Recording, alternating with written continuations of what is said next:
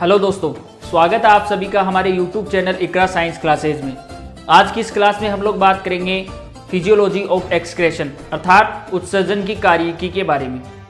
उत्सर्जन की कार्यकी से क्या मतलब है? उत्सर्जन की कार्यकी से सामान्यतः मतलब ये है कि जो उत्सर्जी पदार्थ है उनका उत्सर्जन किस प्रकार से होता है। पीछे हमने पढ़ा है कि मनुष्य के शरीर में सामान्यतः उत्सर्जी पदार्थ होते हैं कार्बन डाइऑक्साइड, जल, इसके अलावा नाइट्रोजनस वेस्ट। मोस्टली इसके अंदर ये जो उत्सर्जी पदार्थ जो है इनका जब किडनी में फिल्ट्रेशन होता है, जब वृक्क जो है इनका ब्लड को फिल्टर करके और ये उत्सर्जी पदार्थों को अलग करते हैं, तो वो प्रक्रिया किस प्रकार से होती है इसके बारे में हम चर्चा करेंगे। ठीक है, इसके अलावा आज की क्लास में हम ये भी जानेंगे कि ये जो उत्सर्जन की कार्यकी है, इस उत्सर्जन की कार्यकी में सामान्यतया जो नाइट्रोजिनस वेस्ट, जो जिसमें मुख्यतया मनुष्य के द्वारा उत्सर्जित नाइट्रोजन अपशिष्ट पदार्थ या नाइट्रोजिनस वेस्ट जो है वो यूरिया होता है, उस यूरिया का सिंथेसाइजेशन जो है वो किस प्रकार से होता है। ठीक है, तो आज का अपना टॉपिक है उत्सर्जन की कार्यकी। उत्सर्जन की कार्यकी, फिजियोलॉजी ऑफ एक्सक्रेशन, यह आज का अपना टॉपिक है। जनरली अगर हम बात करें तो उत्सर्जन की जो कार्यकी है इसको सामान्यतः दो प्रकार से डिवाइड किया गया है, या हम यूं कहें कि जो फिजियोलॉजी ऑफ एक्सक्रेशन है इसके अंदर सामान्यतः दो बातें शामिल है। पहली बात तो यह है कि सामान्यतया जो उत्सर्जी पदार्थ है उसके अंदर मोस्टली जैसे यूरिया है, उस यूरिया का निर्माण किस प्रकार होता है। तो चूंकि यूरिया जो है वो एक केमिकल सब्सटेंस है, एक रासायनिक पदार्थ है, तो यूरिया का जो सिंथेसाइजेशन की जो प्रोसेस होगी, यूरिया के निर्माण की जो क्रिया होगी वो एक केमिकल प्रोसेस होगी, एक रासायनिक क्रिया होगी। ठीक है, इसी प्रकार अगर हम बात करें तो मनुष्य के द्वारा उत्सर्जित जो पदार्थ है वो सामान्यतः मूत्र के रूप में उत्सर्जित किए जाते हैं। तो उस मूत्र का निर्माण कैसे होता है, तो वो दूसरा स्टेप है फिजियोलॉजी के अंदर। सामान्यतः दूसरा स्टेप होता है मूत्र का निर्माण। पहला जो स्टेप है, पहला जो भाग है उत्सर्जन की कार्यकी का, उसके अंदर सामान्यतः उत्सर्जी पदार्थ में मोस्टली यूरिया का निर्माण कैसे होता है, ठीक है, यानी केमिकल प्रोसेस। और जो मूत्र का निर्माण है वो आता है मैकेनिकल प्रोसेस के अंदर, यांत्रिक प्रक्रम के अंदर। तो उत्सर्जन की कार्यकी जो है इसको सामान्यतः दो पार्ट में डिवाइड किया जा सकता है। पहला पार्ट आएगा इसमें रासायनिक प्रक्रम, रासायनिक प्रक्रम। दूसरा पार्ट जो है वो आएगा इसके अंदर यांत्रिक प्रक्रम। जो रासायनिक प्रक्रम है chemical process, chemical process, and this is mechanical process, mechanical process. अब अगर हम बात करें तो ये जो केमिकल प्रोसेस है, इस केमिकल प्रोसेस के अंदर सामान्यतः हम किसके बारे में बात करेंगे, सिंथेसाइजेशन ऑफ यूरिया, यानी यूरिया का संश्लेषण, यूरिया का निर्माण, यूरिया का संश्लेषण। ठीक है, तो यूरिया का संश्लेषण जो है, synthesization of urea is called chemical process. ठीक है, इसके अलावा यांत्रिक प्रक्रम है, इसके अंदर हम बात करेंगे मूत्र का संश्लेषण, फॉर्मेशन ऑफ यूरिन, यूरिन का निर्माण या यूरिन का सिंथेसाइजेशन, यूरिन का संश्लेषण। दिस इज मैकेनिकल प्रोसेस, यांत्रिक प्रक्रम है। सबसे पहले हम इसकी बात कर लेते हैं कि यूरिया का संश्लेषण। देखो, सबसे पहली बात हमें यह ध्यान रखनी है कि मनुष्य के अंदर जो मेजर या मेन जो नाइट्रोजनस वेस्ट, जो मुख्य नाइट्रोजनीय अपशिष्ट मनुष्य के द्वारा उत्सर्जित किया जाता है वो है यूरिया। एक क्वेश्चन यहां से फ्रेम होता है कि मनुष्य में मुख्य नाइट्रोजनस वेस्ट कौन सा है। ठीक है, तो मुख्य नाइट्रोजनीय अपशिष्ट, नाइट्रोजनस वेस्ट जो है वो कौन सा होगा, यूरिया होगा। इसके अलावा ध्यान देना यार, क्योंकि मनुष्य जो है वो यूरियोटेलिक है, अमोनिया जो है उसका एक्सक्रेशन नहीं कर सकता, क्योंकि अमोनिया जो है उसके लिए, उसके उत्सर्जन के लिए यूरिया के कंपैरिजन में एक लार्ज अमाउंट ऑफ वाटर जो है उसकी रिक्वायरमेंट होती है, ज्यादा मात्रा में जल जरूरी होता है, इसलिए सामान्यतः मनुष्य के द्वारा अमोनिया का उत्सर्जन नहीं किया जा सकता।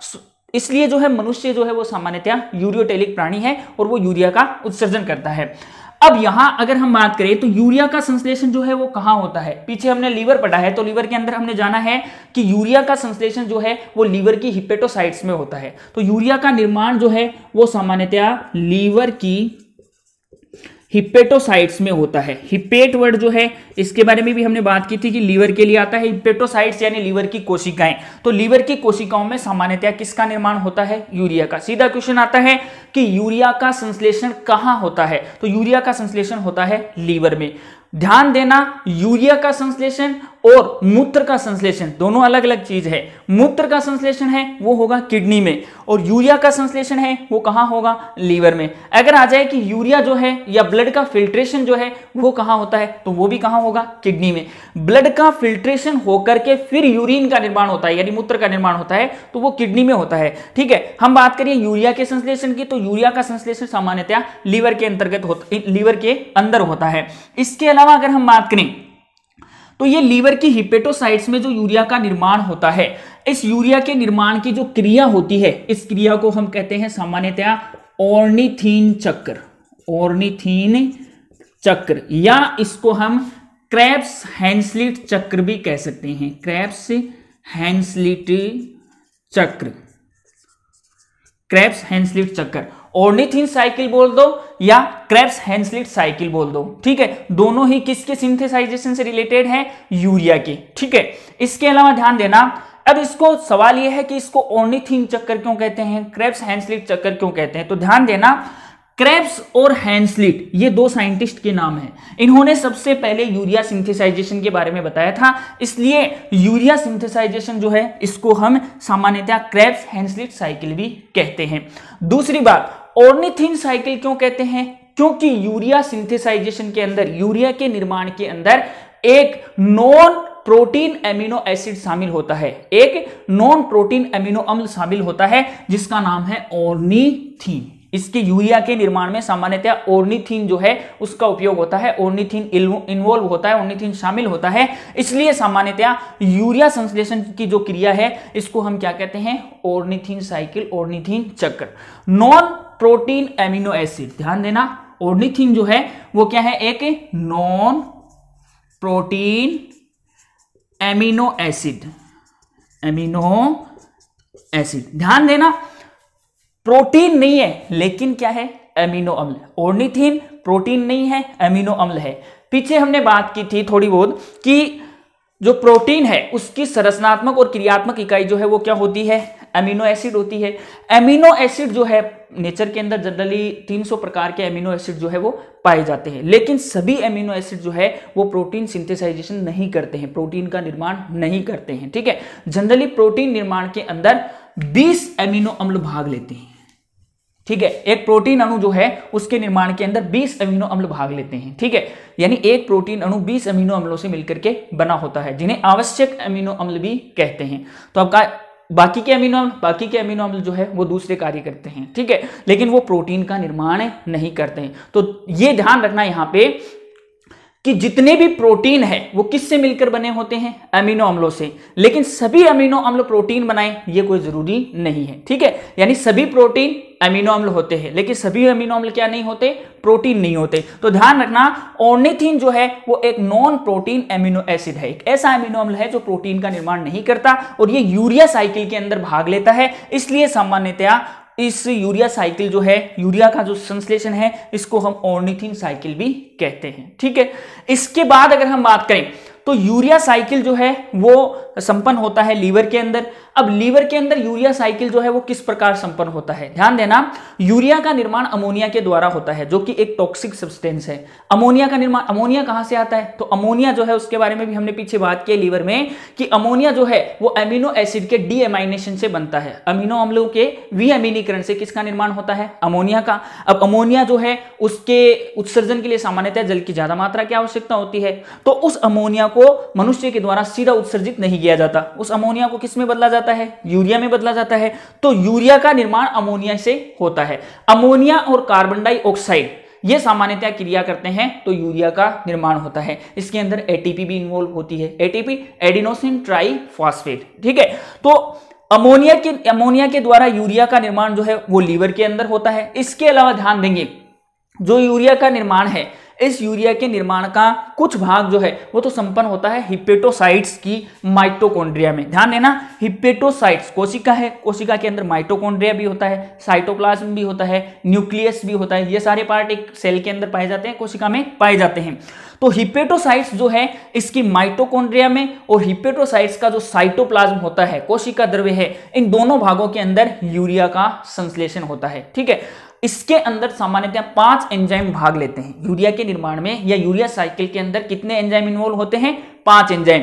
उन 5 एंजाइमों में से 2 एंजाइम जो है वो माइटोकॉन्ड्रियल होते हैं और जो 3 एंजाइम होते हैं वो साइटोप्लाज्मिक होते हैं। यानी 2 एंजाइम जो है वो माइटोकॉन्ड्रिया के अंदर होते हैं, यानी माइटोकॉन्ड्रिया के अंदर रासायनिक क्रिया संपन्न करवाते हैं, और बाकी के 3 एंजाइम जो है वो साइटोप्लाज्मिक यानी कोशिका द्रव्य के अंदर पाए जाते हैं। ठीक है, तो अब हम बात कर लेते हैं कि वो एंजाइम कौन कौन से हैं, इसके अलावा यूरिया का संश्लेषण या यूरिया साइकिल जो है वो क्या है और किस प्रकार से संपन्न होता है। ठीक है, नेक्स्ट हम बात कर लेते हैं ऑर्निथीन साइकिल जो है वो किस प्रकार संपन्न होता है। ऑर्निथीन या क्रेब्स हैंसलिट साइकिल, क्रेब्स हैंसलिट चक्र,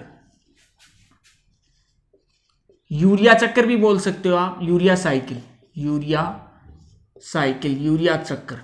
ठीक है, यह किस प्रकार से संपन्न होता है, कौन कौन से एंजाइम इसके अंदर पाए जाते हैं, इस यूरिया सिंथेसाइजेशन यूरिया साइकिल के अंदर कौन कौन से एंजाइम जो है वो इन्वॉल्व होते हैं, उनकी हम बात कर लेते हैं। ठीक है, सबसे पहली बात, यूरिया साइकिल जो है ये हमें पता है कि लीवर के अंदर जो है संपन्न होता है। ठीक है, यूरिया साइकिल के अंदर कौन कौन से एंजाइम आवश्यक होते हैं?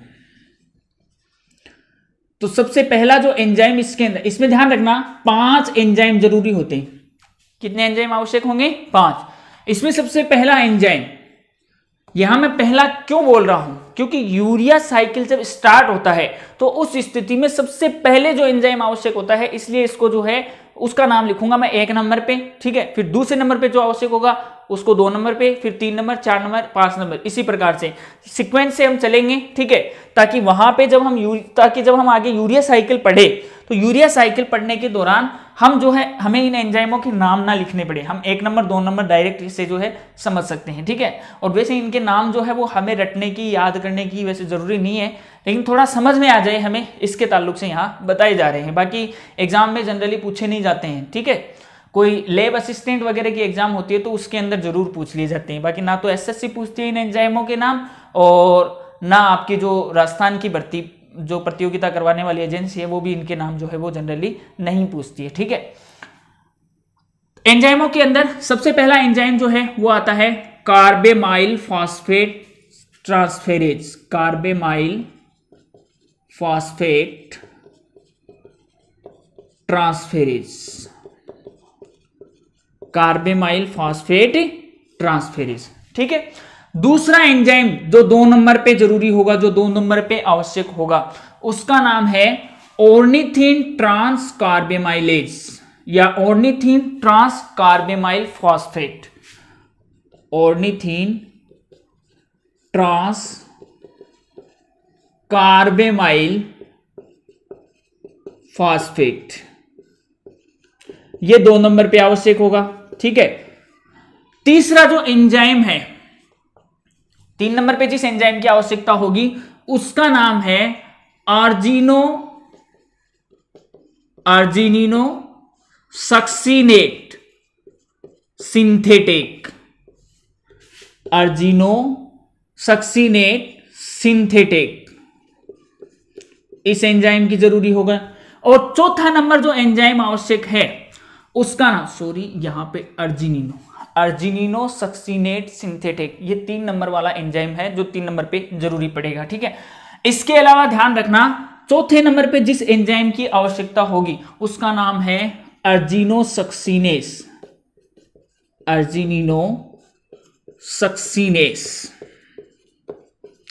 और 5वां नंबर लास्ट का जो एंजाइम जिसकी आवश्यकता होती है उसका नाम है अर्जिनिनेस। ठीक है, यह सामान्यतया 5 एंजाइम जो है वो ऑर्निथीन साइकिल या क्रेब्स हैंसलिट साइकिल के अंदर इन्वॉल्व होते हैं। अब ध्यान देना, ये साइकिल जो है वो किस प्रकार से संपन्न होता है उसकी हम बात कर लेते हैं। तो सबसे पहले ध्यान रखना, यूरिया का निर्माण हमने बात की है कि अमोनिया से होता है। अमोनिया जो है उसके 2 अणु और कार्बन डाइऑक्साइड का 1 अणु मिलकर के यूरिया का निर्माण करते हैं। ठीक है, ध्यान रखना, अमोनिया जो है उसका पहला अणु और कार्बन डाइऑक्साइड एटीपी की उपस्थिति में क्रिया करके सामान्यतया कार्बेमाइल फॉस्फेट बनाते हैं। ठीक है, और ये जो कार्बेमाइल फॉस्फेट है ये सामान्यतया फिर ऑर्निथीन से क्रिया करता है। यहां से शुरू होता है ऑर्निथीन साइकिल। ठीक है, पहली क्रिया जो है उसके अंदर अमोनिया कार्बन डाइऑक्साइड एटीपी की उपस्थिति में या एटीपी की सहायता से क्रिया करके क्या बनाते हैं, कार्बेमाइल फॉस्फेट, और वो कार्बेमाइल फॉस्फेट फिर ऑर्निथीन से क्रिया करता है। जब ऑर्निथीन से क्रिया करता है जो पदार्थ बनता है उसका नाम है सिट्रुलिन। ठीक है, अब ध्यान देना, सबसे पहले हमने बात की कि अमोनिया, पहला स्टेप, अमोनिया कार्बन डाइऑक्साइड से क्रिया करेगा। ठीक है, और एटीपी के साथ, तो उस स्थिति में कार्बेमाइल फॉस्फेट बनेगा। तो पहला जो एंजाइम आवश्यक होगा वो कार्बेमाइल फॉस्फेट ट्रांसफेरेज, ठीक है, जिसको हम सामान्यतः कार्बेमाइल फॉस्फेट सिंथेटिक भी कह सकते हैं। ठीक है, दूसरी स्थिति में सामान्यतः ऑर्निथीन की कार्बेमाइल फॉस्फेट से जब क्रिया होगी तो बनेगा सिट्रुलिन। उस क्रिया में जो एंजाइम आवश्यक होगा वो होगा ऑर्निथीन ट्रांस कार्बेमाइल फॉस्फेट। ठीक है, इसके बाद अगर हम बात करें तो ये जो सिट्रुलिन है ये सामान्यतः एस्पार्टिक एसिड से क्रिया करता है। पीछे अभी जैसे मैंने बताया कि अमोनिया जो है उसके 2 अणु यूरिया साइकिल के अंदर शामिल होते हैं। तो पहला अणु जो है वो सामान्यतः कार्बन डाइऑक्साइड से क्रिया करता है, और जो दूसरा अणु है उसके एंट्री अब होती है कब, जब सिट्रुलिन बन जाता है। सिट्रुलिन की क्रिया जो है वो एस्पार्टिक एसिड से होती है। एस्पार्टिक एसिड के रूप में अमोनिया यूरिया साइकिल में दोबारा इन्वॉल्व होता है। ठीक है, तो एस्पार्टिक एसिड जो है एस्पार्टिक अम्ल से उस सिट्रुलिन की क्रिया होने पर सामान्यतः अर्जिनोसक्सीनेट बनता है।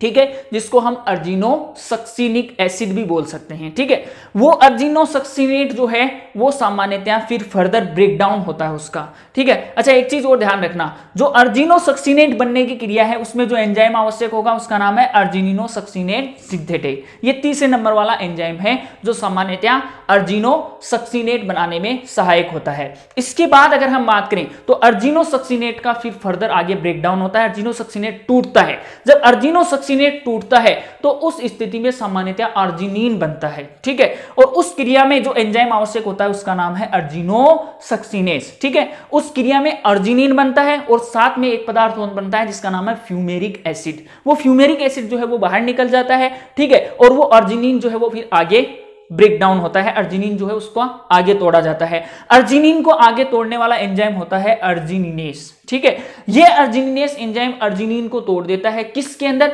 यूरिया में, और इसके अलावा ऑर्निथीन में। तो वो जो यूरिया होता है वो तो इस चक्कर से फिर बाहर निकल जाता है, और जो ऑर्निथीन बना है वो ऑर्निथीन फिर दोबारा से यूरिया साइकिल कंप्लीट करने में हेल्पफुल होता है। ठीक है, तो सामान्यतः ऑर्निथीन से शुरू होकर के ये साइकिल ऑर्निथीन पर ही संपन्न होता है, इसलिए इसको हम ऑर्निथीन साइकिल या इसको हम एक साइकिल कह सकते हैं, यूरिया साइकिल। ठीक है, देखो इसको लिख लेते हैं हम थोड़ा सा। सबसे पहले हमने बात की कि अमोनिया के 2 अणु जो है वो सामान्यतः कार्बन डाइऑक्साइड से क्रिया करते हैं। देखो सिंपली अगर हम रिएक्शन के रूप में लिखें, ठीक है, तो कैसे लिख सकते हैं, 2NH3 + CO2।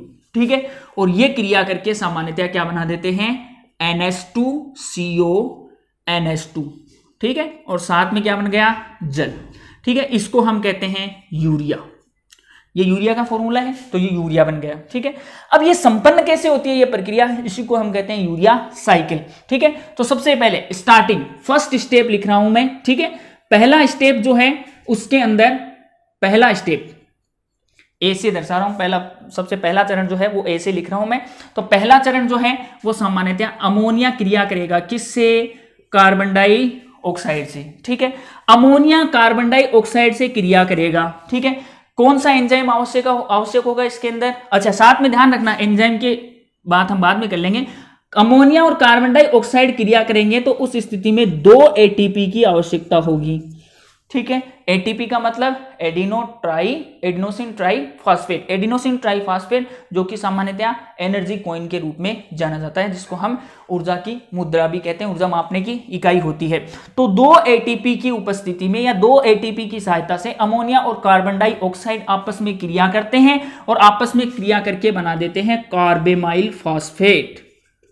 कार्बेमाइल फॉस्फेट, ये बन गया कार्बेमाइल फॉस्फेट। अब इस क्रिया में कौन सा एंजाइम आवश्यक होगा? इस क्रिया में जो एंजाइम आवश्यक होगा उसका नाम है कार्बेमाइल फॉस्फेट ट्रांसफेरेज, ठीक है, 1 नंबर वाला। तो मैं यहां पे 1 नंबर लिख रहा हूं, ठीक है, 1 नंबर यहां एंजाइम को लिख रहा हूं मैं, ठीक है। इसके बाद अगर हम बात करें तो ये कार्बेमाइल फॉस्फेट जो है वो फिर क्रिया करता है ऑर्निथीन से, यहां से शुरू होता है ऑर्निथीन चक्कर या यूरिया चक्कर, ठीक है। तो देखो कार्बेमाइल फॉस्फेट की क्रिया होगी किससे? कार्बेमाइल फॉस्फेट, इसकी क्रिया होगी किससे? ऑर्निथीन से।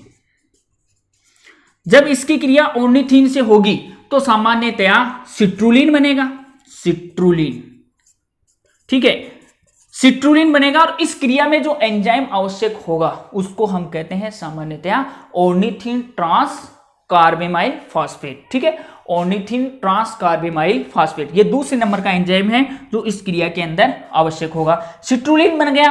अब सिट्रुलिन बनने के बाद में इस सिट्रुलिन की क्रिया जो है वो सामान्यतया सिट्रुलिन जो है, सिट्रुलिन, ये सिट्रुलिन जो है वो सामान्यतया इसकी क्रिया होगी फिर एस्पार्टिक एसिड से। एस्पार्टिक अम्ल का मतलब है यहां पे अमोनिया, ठीक है, अमोनिया का एक अणु यहां पे कार्बन डाइऑक्साइड से क्रिया करता है यूरिया साइकिल में, और दूसरा अणु जो है वो एस्पार्टिक अम्ल के रूप में प्रविष्ट होता है यूरिया साइकिल में, ठीक है। तो ध्यान रखना यूरिया साइकिल में कितने अमोनिया के अणु मिलकर के यूरिया का निर्माण करते हैं? 2 अमोनिया के अणु, ये क्वेश्चन बन गया, ठीक है। तो सिट्रुलिन एस्पार्टिक एसिड से क्रिया करेगा। सिट्रुलिन एस्पार्टिक एसिड से जब क्रिया करेगा तो उस स्थिति में सामान्यतया ऑर्जिनिन सक्सीनेट बनेगा, ऑर्जिनिन सक्सीनेट, ठीक है, ऑर्जिनिन सक्सीनेट बोल दो या सामान्यतया ऑर्जिनो सक्सीनिक एसिड भी बोल सकते हो, ठीक है। तो ऑर्जिनिन सक्सीनेट जो है ये सामान्यतया बनाने के लिए जो एंजाइम आवश्यक होता है उस एंजाइम का नाम है ऑर्जिनिनो सक्सीनेट ट्रांसफेरेज या ऑर्जिनिनो सक्सीनेट सिंथेटिक, ठीक है। ये 3 नंबर वाला एंजाइम जो है वो आवश्यक होता है, तो ये 3 नंबर लगा दिया यहाँ पे, ठीक है। इसके बाद ये ऑर्जिनिन जो है वो सामान्यतया फिर ऑर्जिनिन सक्सीनेट, ये ऑर्जिनिन सक्सीनेट जो है वो सामान्यतया आगे टूटता है, ठीक है। तो ऑर्जिनिन सक्सीनेट, ऑर्जिनिन सक्सीनेट ये टूट जाता है किसके अंदर? ऑर्जिनिन सक्सीनेट जो है वो फिर टूटता है सामान्यतया फ्यूमेरिक एसिड, फ्यूमेरिक अम्ल, ठीक है, इसके अलावा ऑर्जिनिन, इन 2 भागों में टूट जाता है। ऑर्जिनिन और फ्यूमेरिक अम्ल के अंदर टूट जाता है कौन? ऑर्जिनिन सक्सीनेट। कौन से एंजाइम की सहायता से ये टूटता है? सामान्यतया ऑर्जिनिनो सक्सीनेज एंजाइम की सहायता से, ठीक है, ऑर्जिनिनो सक्सीनेट, ठीक है। तो ये ऑर्जिनिनो सक्सीनेज एंजाइम जो है 4 नंबर लगा रहा हूं मैं, इस एंजाइम की सहायता से फ्यूमेरिक अम्ल और ऑर्जिनिन बनता है। फ्यूमेरिक अम्ल तो यूरिया साइकिल से फिर बाहर आ जाता है और फिर ये ऑर्जिनिन जो है वो फिर टूट जाता है आगे, किसमें? ये टूट जाता है ऑर्निथीन में और यूरिया में, ऑर्निथीन और यूरिया में टूट जाता है। ध्यान रखना ये जो ऑर्निथीन होता है ये सामान्यतः फिर फर्दर किससे क्रिया करेगा? दोबारा से अमोनिया,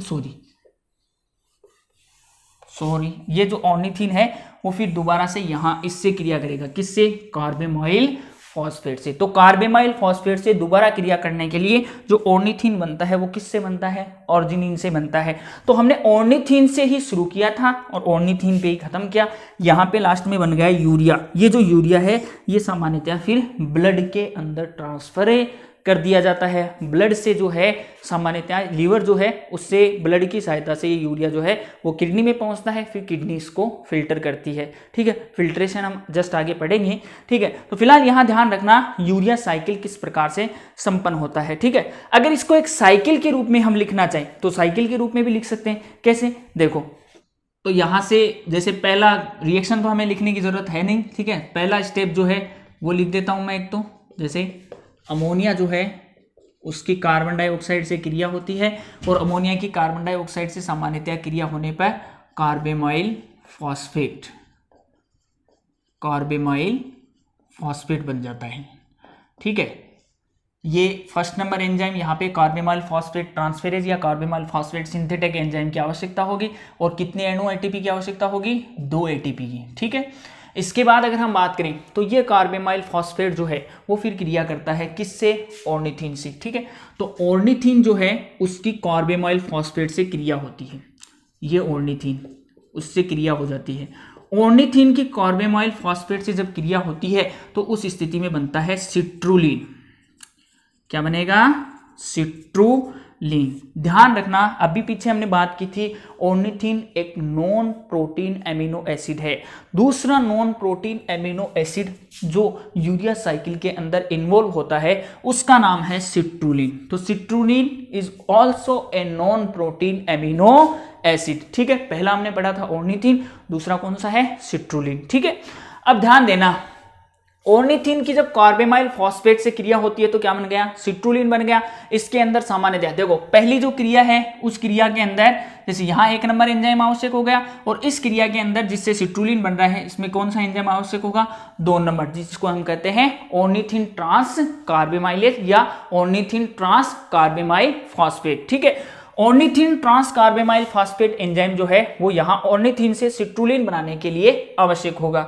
ठीक है, अब सिट्रुलिन जो है इसकी क्रिया होगी एस्पार्टिक एसिड से। तो एस्पार्टिक एसिड यहां तो है नहीं। ठीक है, एस्पार्टिक एसिड कहां से आ रहा है, बाहर से आ रहा है। ठीक है, तो यहां पे ये जो एस्पार्टिक एसिड है इसको मैं इस प्रकार से दिखा रहा हूं कि ये एस्पार्टिक एसिड जो है वो सामान्यतः बाहर से आ रहा है, एस्पार्टिक एसिड। और अभी हमने बात की है कि एस्पार्टिक अम्ल, एस्पार्टिक एसिड के रूप में कौन आता है, अमोनिया। अमोनिया के 2 अणु जो है वो सामान्यतः यूरिया निर्माण में भाग लेते हैं। पहला अणु कार्बन डाइऑक्साइड से क्रिया करता है, दूसरा अणु यूरिया साइकिल के अंदर किसके रूप में प्रविष्ट होता है, एस्पार्टिक एसिड के रूप में, एस्पार्टिक अम्ल के रूप में। ठीक है, ये सिट्रुलिन और एस्पार्टिक एसिड आपस में क्रिया करते हैं। ठीक है, सिट्रुलिन और एस्पार्टिक एसिड जब आपस में क्रिया करते हैं तो उससे बनता है ऑर्जिनिनो सक्सिनेट, ऑर्जिनिनो सक्सिनेट। ठीक है, या हम यूं कह सकते हैं ऑर्जिनिन सक्सिनो एसिटिक, सॉरी ऑर्जिनिनो सक्सिनिक एसिड। ठीक है, ऑर्जिनिनो सक्सिनिक एसिड बोल दो या ऑर्जिनिनो सक्सिनेट बोल दो। और इस क्रिया के अंदर जो एंजाइम आवश्यक होता है उस एंजाइम को हम कहते हैं सामान्यतः ऑर्जिनिन सक्सिनेट ट्रांसफेरेज या ऑर्जिनिनो सक्सिनेट सिंथेटिक। ठीक है, जो कितने नंबर पे लिखा हुआ है, 3 नंबर पे। तो यहां पे ये 3 नंबर वाला एंजाइम जो है वो आवश्यक होगा। ठीक है, अब ध्यान रखना, ये ऑर्जिनिनो सक्सिनेट या ऑर्जिनिनो सक्सिनिक एसिड जो है वो फिर आगे टूटता है। ठीक है, ये टूटता है एक एंजाइम की सहायता से जिसका नाम है ऑर्जिनिनो सक्सिनेस। 4 नंबर एंजाइम जो है उसकी सहायता से ये टूट जाता है, और जब ये टूटता है तो सामान्यतः बन जाता है आपके पास ऑर्जिनिन, ऑर्जिनिन और साथ में बन जाता है फ्यूमेरिक एसिड। फ्यूमेरिक एसिड को मैं इस प्रकार से दिखा रहा हूं, फ्यूमेरिक एसिड। ये फ्यूमेरिक एसिड जो है वो बाहर निकल जाता है। ध्यान रखना, फ्यूमेरिक अम्ल जो है वो इस साइकिल में आगे नहीं चलता है। हाँ, बनता जरूर है, किससे बनता है, ऑर्जिनिनो सक्सिनेट जब टूटता है तो फ्यूमेरिक एसिड और ऑर्जिनिन बनता है। ऑर्जिनिन तो फिर आगे भाग लेता है और फ्यूमेरिक एसिड क्या हो जाएगा, इस क्रिया से बाहर निकल जाएगा। ठीक है, तो ये इससे बाहर निकल गया। अब ये जो ऑर्जिनिन है इसमें 4 नंबर एंजाइम आवश्यक होता है, कौन सा, ऑर्जिनिनो सक्सिनेट। अब ये जो ऑर्जिनिन है वो फिर आगे टूटेगा। ठीक है, ऑर्जिनिन जो है इसको आगे तोड़ने के लिए जो एंजाइम आवश्यक होता है उसका नाम है ऑर्जिनिनेस। ठीक है, ये ऑर्जिनिनेस एंजाइम जो है वो सामान्यतः इस ऑर्जिनिन को तोड़ देता है। यहाँ ऑर्जिनिन है, ऑर्जिनिनेस। ठीक है, ऑर्जिनिनेस एंजाइम की सहायता से ऑर्जिनिनेस टूट जाता है, ऑर्जिनिन टूट जाता है। और ऑर्जिनिन टूटता है तो सामान्यतः क्या बनता है, एक तो ऑर्निथीन बनता है और साथ में क्या बन जाता है, यूरिया। अब यूरिया को मैं बाहर दिखा रहा हूं, यूरिया बाहर निकल जाएगा, यूरिया के आगे कोई जरूरी नहीं है, यूरिया बन गया, यूरिया फिर इस चक्कर से अलग हो गया, साथ में क्या बना, ऑर्निथीन, ऑर्निथीन से वापस फिर ये चक्कर है, ऐसे ही चलेगा। ध्यान रखना, यहां पे कौन सा एंजाइम होगा, यहां पे 5 नंबर वाला एंजाइम जिसको हम कहते हैं ऑर्जिनिनेस। ठीक है, इस एंजाइम की आवश्यकता होती है। ठीक है, तो ये जो है यूरिया साइकिल होता है। यूरिया साइकिल जो है इसके अंदर कौन कौन से एंजाइम है। एक चीज और ध्यान रखना, जैसे अभी हमने ये जो 2 एंजाइम हैं, ये 2 एंजाइम जो है वो सामान्यतः होते हैं माइटोकॉन्ड्रियल। माइटोकॉन्ड्रियल यानी किसके एंजाइम होते हैं, ये माइटोकॉन्ड्रिया के। ठीक है, और ये जो 3 एंजाइम हैं, ये तीनों एंजाइम, ठीक है, ये तीनों एंजाइम जो है वो सामान्यतः होते हैं साइटोप्लाज्मिक, साइटोप्लाज्मिक, साइटोप्लाज्मिक का मतलब कोशिका द्रव्य के एंजाइम, ठीक है, कोशिका द्रव्य एंजाइम भी बोल सकते हैं, ठीक है। तो ये माइटोकॉन्ड्रियल एंजाइम 2 हो गए और साइटोप्लाज्मिक एंजाइम कितने हो गए, 3 हो गए। ये क्वेश्चन पूछा जा सकता है कि यूरिया साइकिल के अंदर कोशिका द्रव्य एंजाइम जो है, कोशिका द्रव्य के एंजाइमों की संख्या कितनी होती है या माइटोकॉन्ड्रियल एंजाइमों की संख्या कितनी होती है, या ये पूछ सकता है कि यूरिया साइकिल सामान्यतः कोशिका के हिपेटोसाइट्स जो है उसके किन 2 भागों में संपन्न होता है, तो माइटोकॉन्ड्रिया में संपन्न होता है और साइटोप्लाज्म में। माइटोकॉन्ड्रिया में कहां तक संपन्न होगा, देखो माइटोकॉन्ड्रिया के अंदर सामान्यतः वहां तक संपन्न होगा जहां तक 1 नंबर और 2 नंबर एंजाइम की आवश्यकता होती है, यानी सिट्रुलिन जो है ये माइटोकॉन्ड्रिया में बन जाएगा, उसके बाद ये कहां चला जाएगा, साइटोप्लाज्म में, और फिर आगे की जो क्रिया है वो सामान्यतः कहां संपन्न होगी, साइटोप्लाज्म में। तो ये हो गए यूरिया साइकिल, यूरिया का सिंथेसाइजेशन, यूरिया का संश्लेषण। मनुष्य यूरियोटेलिक प्राणी है, यूरिया का उत्सर्जन करता है। यूरिया का निर्माण लीवर के अंदर ऑर्निथिन क्रेब्स-हैंसलिट साइकिल या यूरिया साइकिल के द्वारा होता है, ठीक है। किससे होता है, अमोनिया से। अच्छा एक चीज और ध्यान रखना, यहां पे यूरिया साइकिल के अंदर मेजर जो चीजें आवश्यक है जो आपको याद रखनी है, एक तो अमोनिया, कार्बन डाइऑक्साइड, एक इसमें 2 एटीपी तो यहां जरूरी होते हैं और एक एटीपी अणु जो है वो सामान्यतः सिट्रुलिन की एस्पार्टिक एसिड से क्रिया होने के लिए भी एक एटीपी की आवश्यकता होती है, ठीक है। तो टोटली यूरिया साइकिल के अंदर कितने एटीपी की आवश्यकता हो गई, 2 यहां 1 यहां, तो 3 एटीपी की आवश्यकता होती है, एक कार्बन डाइऑक्साइड का अणु और अमोनिया के कितने अणु, 2 अणु, ठीक है। तो ये सारे मिलकर के किसका निर्माण कर देते हैं, यूरिया का। एंजाइम कितने हैं, 5 एंजाइम, ठीक है, 2 तो है माइटोकॉन्ड्रियल और 3 है साइटोप्लाज्मिक, ठीक है। तो ये यूरिया का सिंथेसाइजेशन हो गया। इसके बाद नेक्स्ट आता है सामान्यतः यूरिन का सिंथेसाइजेशन, जिसको हम कहते हैं मैकेनिकल प्रोसेस, ठीक है। एक्सक्रेशन, फिजियोलॉजी ऑफ एक्सक्रेशन का सेकंड पार्ट आता है सामान्यतः यूरिन का फॉर्मेशन या मैकेनिकल प्रोसेस। यूरिन का निर्माण, मूत्र का संश्लेषण, मूत्र का निर्माण किस प्रकार होता है, ठीक है। मूत्र का निर्माण जो है वो सामान्यतः किडनी में होता है। किडनी के अंदर बहुत सारी सूक्ष्म नलियां पाई जाती हैं जिनके बारे में हमने बात की है, नेफ्रॉन कहलाती हैं, ठीक है। ये जो नेफ्रॉन होती है वो सामान्यतः किडनी के अंदर रीनल आर्टरी के द्वारा, वृक्क धमनी के द्वारा आने वाले ब्लड को फिल्टर करती है और उससे फिर किसका निर्माण होता है, मूत्र का निर्माण होता है। अब वो किस प्रकार से ये क्रिया संपन्न होती है उसके बारे में हम नेक्स्ट क्लास में बात करेंगे। धन्यवाद।